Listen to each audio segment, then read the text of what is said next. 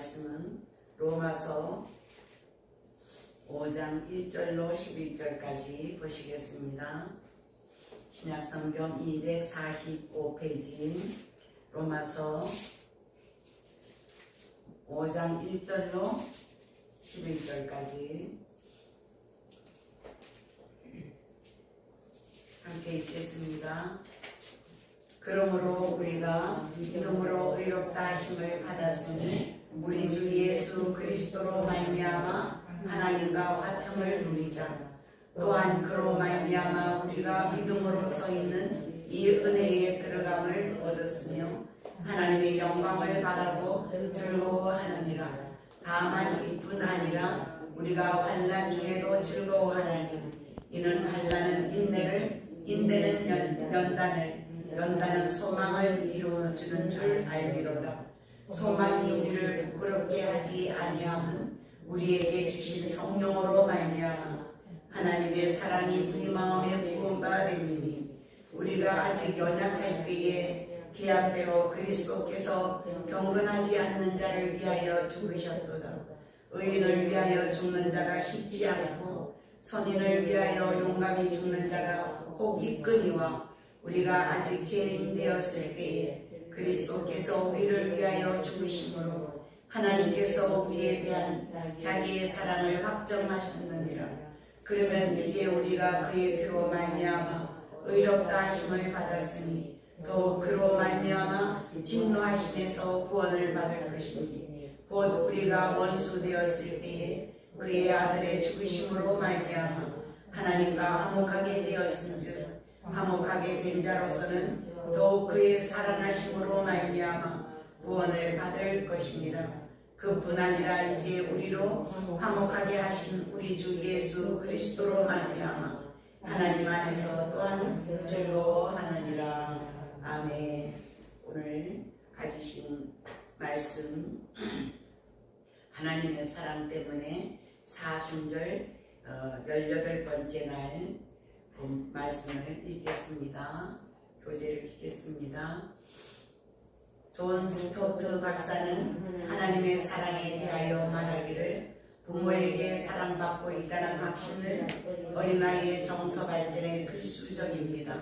배우자나 친구에 대한 사랑의 확신은 인간의 성취에 놀라운 기여를 합니다.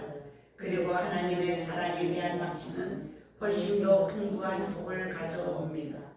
그것은 기쁨과 평화와 자유와 확신과 자존감의 주된 비결입니다. 라고 합니다.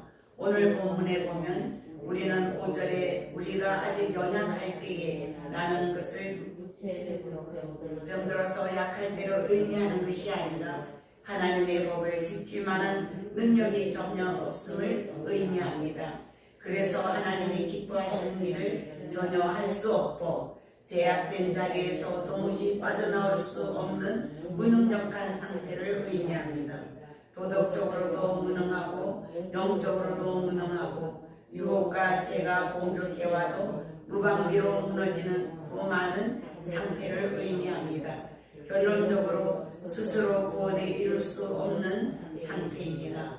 그리고 8절에 죄인 되었을 때에는 도덕적으로 죄인일 뿐 아니라 아담의 죄를 유전받은 죄인임을 의미합니다. 그러기 때문에 하나님과 원수되었던 상태를 의미합니다. 그럼에도 불구하고 하나님의 사랑을 입습니다. 하나님의 사랑은 지식이나 정보를 통해서 깨닫는 것이 아닙니다. 다른 사람의 이야기를 듣고 간접적으로 경험하는 것도 아닙니다. 하나님의 사랑은 내가 직접 경험하고 체험해야 하고 느껴야 합니다. 그래야 하나님을 더 깊이 알아가게 되고 하나님의 마음을 따라 순종함으로 영적인 성숙을 이루게 됩니다. 그리고 영적으로 성숙하고 건강하면 하나님의 말씀에 반응해서 긍휼과 섬김의 삶을 살아갈 수 있습니다. 사랑은 흐르는 물과 같습니다. 내가 받은 사랑, 하나님의 사랑을 누군가에게 흘려보낼 때 하나님이 기뻐하십니다. 마이크 목사님은 하나님의 사랑을 한 번이라도 제대로 맛본 사람이라면 그 후에는 이전과 같은 삶을 살 수 없다고 했습니다. 우리의 삶의 현장에 하나님의 사랑이 열매 맺기로 더욱 사랑을 나누며 살아야 합니다. 아멘. 오늘 말씀은 이 교재가 다른 날에 비해서 상당히 이해하기 쉽게 이렇게 쓰여졌습니다. 여러분들이 오늘 시간이 되실 때 이 말씀을 깊이 다시 읽어보시면 설교를 듣는 것처럼 마음의 감동을 주리라고 믿습니다. 오늘은 우리가 그리스도의 사랑에서 우리를 끊을 자가 없고 그리스도의 사랑이 우리를 정말 믿음으로 의롭게 했다 하는 그런 본문을 말씀을 하고 계십니다. 우리가 누군가에게 그 사랑을 받고 있다는 그것은 너무나 귀한 은혜고 그리고 사람으로 하여금 힘을 솟게 하는 그런 은혜의 시간이 된다는 것입니다. 존재가 된다는 것입니다.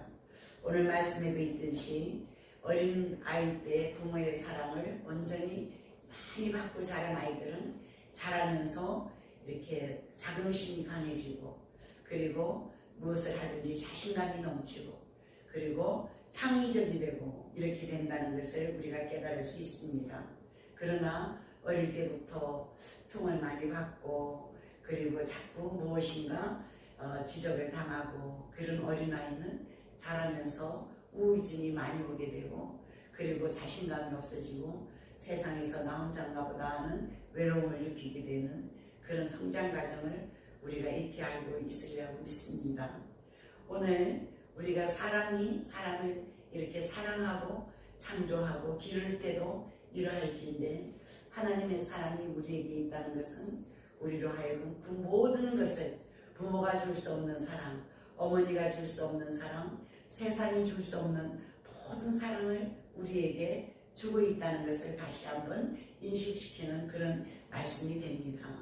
제가 좋아하는 말씀 중에 골로새서 3장 12절에 보면 너희는 하나님이 택하시고 너희를 부르시고 그리고 거룩하게 만드시고 사랑하는 존재다 이렇게 얘기하고 있습니다. 저는 그 말씀을 읽을 때마다 우리의 존재가 얼마나 귀하고 우리의 존재가 얼마나 사랑받을 만한 그런 귀한 존재인가 그것을 얼마나 느끼면서 우리들 마음속에 언제나 그래 나는 하나님께서 택하여 주신 그런 귀한 존재야 이런 생각을 하면서 그러면서 뭐래냐면 너희는 온유하고 거룩하고 아름다운 성령의 새 옷을 입으라 그랬어요. 너희는 사랑받는 존재이니까 사랑받는 자처럼 아름다운 옷을 입으라는 거예요. 성령의 아름다운 옷을 입으라는 거예요. 심령의 아름다운 옷을 입으라는 거예요. 우리가 거룩한 것을 우리 마음속에 담고 살아라는 것입니다. 너희가 사랑을 받을진데 왜 너희가 떨리며 가난한 자처럼 사느냐 그러지 마라. 이웃을 보고도 사랑할 수 있어야 되고 그리고 좀 부족한 사람을 품을 수도 있어야 된다. 여러분들이 골로새서 3장 12절에서부터 한 17절까지 쭉 읽어보세요. 거기에 보면 얼마나 사랑받는 존재의 인격이 정말 어떻게 해야 된다는 것을 우리에게 보여주고 있습니다. 하나님은 우리를 이렇게 만드셨어요. 죄인된 우리가 얼마나 허물이 많고 얼마나 쓸모없고 얼마나 세상의 때에 쩔어서 정말 자기 자신만이 알고 있던 이런 존재를 하나님이 부르시고 품어주셔서 이런 존재로 만들어 주셨다는 것입니다. 그래서 오늘 말씀에 보면 이렇게 사랑을 받는 존재가 되다 보니까 나는 자존감이 높아져요. 내가 자존감이 높아진다고 해서 내가 잘났어, 내 생각이 옳소 하는 것이 아니에요.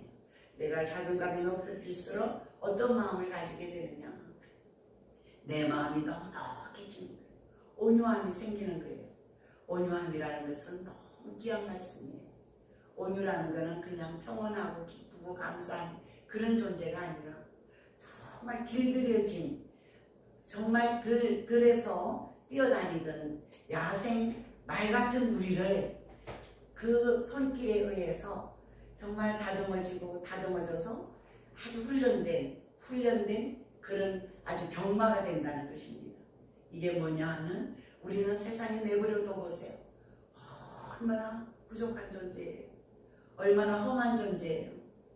그냥 입에서 나오는 것마다 원망과 불평과 그리고 남을 비하시키고 그리고 내 자신이 억울하고 그리고 속되게 말하면 아주 그냥 모든 세상이 다 싫은 이런 어떤 그런 상황 속에서 사는데 우리가 예수 그리스도를 믿고 나니까 내가 고상하게 거듭나는 거예요. 내가 주님의 사랑을 알게 되는 거예요. 주님 때문에 내가 삶이 거듭날 수 있다는 거예요. 그리고 내 마음속에 따뜻하고 온유하고 그리고 그 아름답고 복된 그런 것으로 자꾸 채워져 나가는 거예요. 그전에는 가시 같았어요, 마음이. 그전에는 늘 가시 같아서 그냥 누군가가 나한테 조금만 뭐 이렇게 하면 다 가시로 찌르는 거예요. 그리고 어떤 일이 있어도 조금도 용납함이 없어요. 내 자신은 그거보다 더하지만 용납함이 없어요. 미워하고 원망하고 그리고 은근히 내려누르려고 그러고 이런 마음이 있었는데 우리가 그리스도의 은혜로 살다 보니까 이런 마음이 다 없어진다는 것입니다. 그래서 오늘 본문 말씀에 그리스도로 너희들이 사랑을 받았으니 우리 주 예수 그리스도로 말미암아 하나님과 화평을 누리자. 화평을 누릴 수 있어야 돼요. 하나님과 나와의 관계가 아름다워지고 난 다음부터는 내 마음에 기쁨이 넘칠 수 있어요. 뭔가 넉넉해진 짐을 느낄 수가 있어요. 누가 뭐라 해도 그것 때문에 노여워할 필요가 없어요.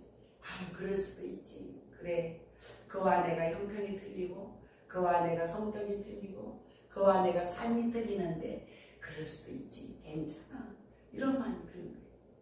우리가 이런 마음으로 자꾸 향해 가는 것이 믿음이에요. 믿음이 뭐 유창한 언어로 기도를 하고 성경을 잘 외우고 그리고 내가 그냥 교회를 몇십 년을 다니고 이것이 믿음이 아니에요. 우리가 깨어지고 녹아져서 내 마음이 그전에 가지지 못했던 온유함이 생기는 거예요.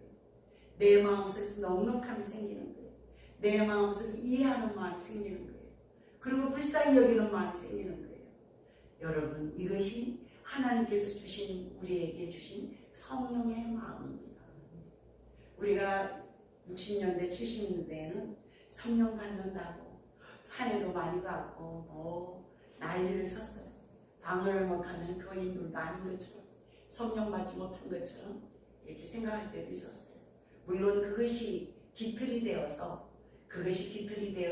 오늘날 우리가 정말 안정된 그런 믿음을 가지고 살아가는 한국교회가 되었지만 우리가 그런 어떤 눈에 보이는 찰나적인 것이 아니라 내가 변화되는 것, 내가 옛날에 정말 즐기고 기뻐했던 악한 것들을 다 내버려 놓고 주님께서 원하시는 아름답고 귀한 거룩한 것으로 옷을 입는 것이 가장 중요하다.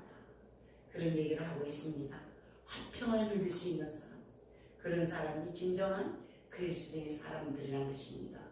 오늘 말씀에 이뿐 아니라 환난 중에도 즐거워한다고 했어요. 6절에 보니까 환난 중에도 즐거워한다. 세상에서 겪는 크고 작은 일들이 많이 있어요. 그 속에서도 우리는 염려할 것이 없다는 것입니다. 어떻게 즐거워하겠어요? 어려움이 생겼는데 왜 즐거워할 수 있겠어요? 내 몸에 병이 찾아오는데 어떻게 즐거워할 수 있겠습니까? 그러나 우리는 믿음을 가진 사람으로서 어떤 마음을 가져야 되느냐? 이 또한 하나님께서 나를 성숙시키는 은혜의 시간이구나. 이렇게 생각할 수 있다는 것입니다. 여러분들, 우리가 생각해 볼 때 고3 수험생들이 얼마나 힘이 듭니까? 우리나라처럼 물론 세계적으로 그렇지만 그러나 그들이 그 힘든 과정 속에서 그냥 나고대고 나 하기 싫어, 나 이거 못하겠어, 이런 아이들은 그냥 그것으로 끝나버릴 수밖에 없을 거예요. 그러나 이 또한 과정이다. 이것이 나를 대학으로 보내는 과정이고 대학에서 내가 훌륭한 사람이 되는 그런 과정이다 생각하는 그런 학생들은, 그런 자녀들은 열심히 그것에 최선을 다할 수밖에 없잖아요. 그러고 난 다음에 좋은 성과를 거두고 그리고 좋은 대학을 가고 그리고 인류 공영을 위해서 일할 수 있는 큰 나무가 되는 거예요. 믿음도 마찬가지예요. 우리가 조금 받는 어려움 때문에 아유 하나님 믿어도 소용도 없어. 아유 내가 믿어보고 기도도 해봤는데 별 수도 없었어. 이렇게 생각하고 중간에서 낙오되는 사람들은 여전히 세상에 머물 수밖에 없어요. 세상이 주는 그 찰나적이고 못되고 아주 지저분한 그런 세속적인 기쁨에만 빠져 사는 그런 삶이 될 수밖에 없다는 것입니다. 그러나 이걸 잘 인내하는 거예요. 어려움이 있어도 공부하는 학생같이 인내하는 거예요. 하나님 이 안에 무슨 뜻인가 무슨 의미가 있겠죠. 하나님 이 또한 나에게 주시는 하나님의 사랑이시겠죠. 그리고 열심히 그 시간 기도하는 거예요. 열심히 그 시간 말씀대로 살아보는 거예요. 내 마음이 부정적이고 낙심되고 어렵고 이걸 다 물리치려고 노력을 할 수 있는 것이 무엇이냐 기도하는 힘이에요. 여러분들은 새벽 기도를 나와서 제가 말씀드리지 않아도 아마 하실 거예요. 기도하고 난 다음에 마음이 평안해지는 거예요. 기도하고 난 다음에 마음에 뭔가 소망이 생기는 거예요. 이것이 무엇이냐? 환난을 기뻐할 수 있는 그런 계기가 된다는 것입니다. 그리고 기도는 인내라는 그 시간을 통해서 우리에게 주시는 거예요. 연단이 뭐예요? 변화돼 가는 과정이에요. 처음에는 팔팔 뛰고 노여워했는데 세월이 가면서 아 괜찮아 견딜만 해 이러면서 우리가 점점 인생이 성숙해지고 그러고 난 다음에 소망의 하나님께서 우리에게 가득한 은혜를 주시는 거예요. 됐다. 이제 됐다. 내가 너에게 복을 주어도 네가 교만하지 아니하리라. 내가 너에게 무엇인가 맡겨도 네가 네 인간의 생각을 하지 않으리라. 이제는 됐다. 내가 너에게 이런 아름답고 복된 직분을 맡기리니 내가 하나님의 일을 위하여 정말 선포하고 나가서 주의 일꾼이 되어라. 이렇게 얘기하고 계신다는 것입니다. 제가 언젠가도 말씀드렸지만 이 어떤 목회자가 되기 위한 과정이 그냥 공부하고 그냥 시험 보고 목사 안수 받고 이렇게 해서 되어지는 것이 아니에요. 물론 그렇게 되는 사람들도 있어요. 대대로 교회를 그 신앙생활을 했던 가정에서는 어릴 때부터 오직 꿈을 가지는 사람들이 있어요. 나는 나중에 목사가 되리라 이런 꿈을 가지고 하는 사람들은 참 형통하게 평탄하게 될 수 있어요. 그러나 모든 사람들이 거의 그 어떤 과정을 밟아 나가면서 죽을 만큼 힘든 일들을 다 겪고 그리고 두 손 들고 천부여 의지 없어 손 들고 옵니다.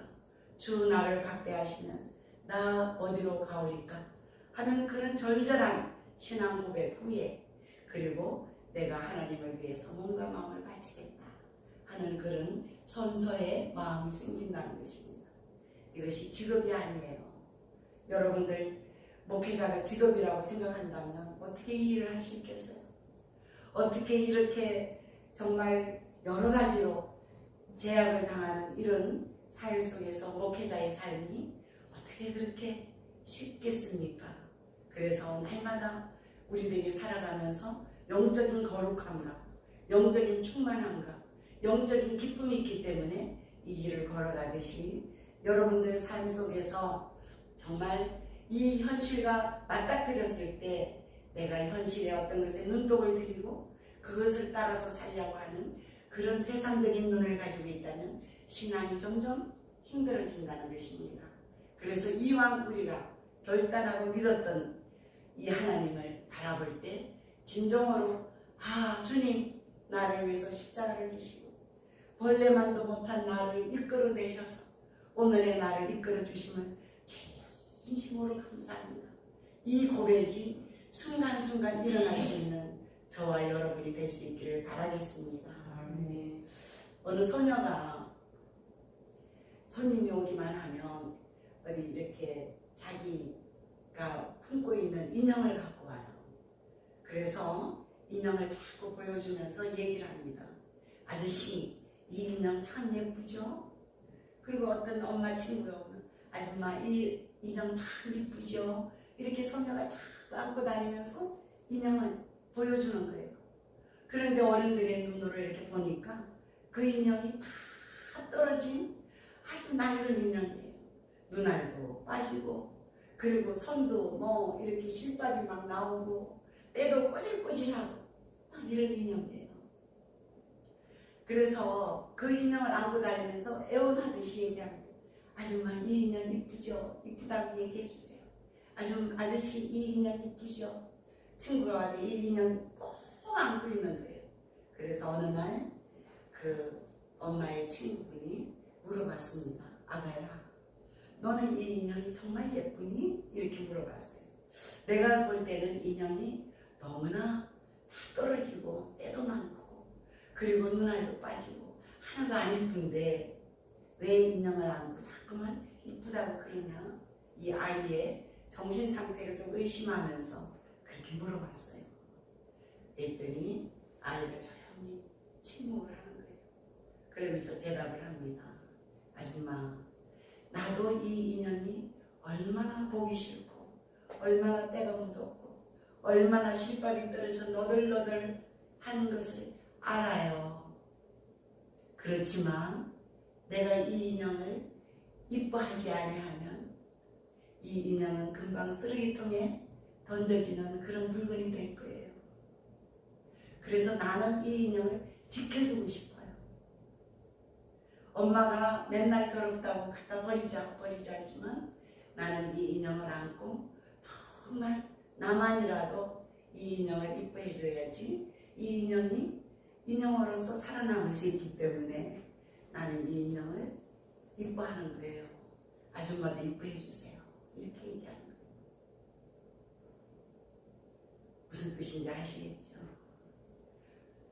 다 떨어지고 허물 많고 때 묻었고 그리고 볼품이 없는 우리를 하나님은 이렇게 안고 다니시면서 우리를 이렇게 안고 다니시면서 아름답고 복된 존재로 만들어 주시려고 그냥 성령 안에서 우리를 안고 다니시면서 애원하는 나는 너를 사랑한다. 네가 허물이 많아도 나는 너를 사랑한다. 내가 사랑해 주지 않으면 너는 이 세상에서 살아갈 수가 없다. 나는 오늘도 너를 사랑한다. 그러니 인간들에게 얘기합니다. 사랑하는 자녀들아, 두려워하지 말고 내 품에 안겨있기만 하면 너는 내가 지켜주는 아름답고 귀한 존재가 될 것이다. 이렇게 얘기하고 계십니다. 오늘도 우리는 험한 세상을 살아갑니다. 나의 모습은 너무나 초라하고 가난하고 빈핍하고 그리고 허물이 많고 욕된 것으로 가득 차 있어요. 그러나 내가 하나님 품에 안겨있기만 하면 그 품을 떠나지만 아니하면 하나님은 우리를 안고 다니시면서 우리에게 새로운 생명도 주시고 새로운 삶도 주시고 그리고 우리에게 새로운 기쁨도 주시는 좋으신 하나님이심을 우리가 믿어야 한다는 것입니다. 우리가 믿음이 없이는 하나님을 기쁘시게 못한다고 했어요. 우리가 이런 확신, 뜨거운 눈물이 없이는 될 수 없다고 했습니다. 오늘 교재에서 나온 것처럼 객관적인 믿음으로 듣는 믿음으로는 믿음을 가질 수가 없어요. 우리가 체험해야지 돼요. 하나님이 얼마나 귀한 존재인가를 체험해야지 돼요. 그러기 위해서는 기도함으로 우리가 나왔을 때 하나님께서 우리에게 음성도 주시고 마음의 변화도 주시고 기쁨도 주시고 지금까지 원망하고 불평했던 것이 도리어 감사함으로 느껴지는 그런 변화가 있을 때 하나님의 살아계심이 느껴질 수 있다는 것입니다. 저와 여러분이 이 사순절 기간에 이런 변화가 조금이라도 일어날 수 있는 시간이 될 수 있기를 바라겠습니다. 눈으로 믿고 그리고 듣기만 하고 그리고 책으로만 보고 그리고 머리로만 믿는 믿음은 믿음의 진정한 맛을 알지 못하기 때문에 비판적이 될 수밖에 없어요. 그러나 가슴으로 뜨거워져야지 돼요. 눈물이 나야지 돼요. 기도할 때 눈물이 나고 찬송 부를 때 이 찬송의 모든 가사가 내 마음에 와서 젖어야지 돼요. 우리가 어떻게 트로트를 들으면서는 그렇게 감동을 받고 그냥 혼연일체가 되는데 하나님의 찬송을 들으면서 우리가 그냥 눈으로 보고 입술로 그냥 읊조리듯이 하는 이것이 어떻게 믿음이 될 수 있겠습니까? 이제부터는 하나님 다 떨어지고 쓸모없는 나를 안고 다니시면서 중보자의 역할이 되시는 우리 예수님, 그 예수님의 그 사랑 안에서 오늘도 새로워지고 변화되고 성숙해가는 제가 될 수 있도록 도와주세요.